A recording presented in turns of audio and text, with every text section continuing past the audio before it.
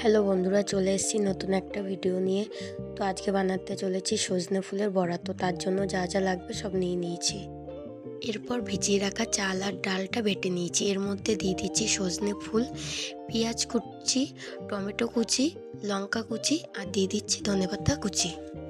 আর দিচ্ছি পরিমাণ মতন নুন, পরিমাণ মতন হলুদ গুঁড়ো, হাফ চামচ জিরে গুঁড়ো, হাফ চামচ ধনে গুঁড়ো, হাফ চামচ লঙ্কা গুঁড়ো আর মিট মশলা।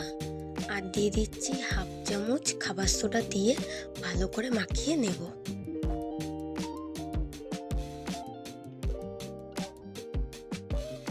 তো কড়াই বসিয়ে তেল দিয়ে দিয়েছি, তেলটা গরম হয়ে গেছে। একে একে বড়াগুলোকে ছেড়ে দেব।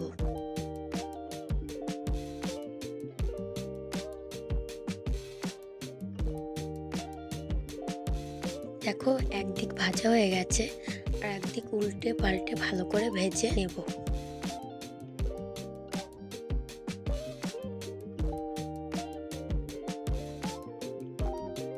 দেখো, বড়াগুলো ভাজা হয়ে গেছে, এখন এক এক করে তুলে নেব। তো দেখো, এটা রেডি হয়ে গেছে। তো কেমন হয়েছে কমেন্টে জানিও।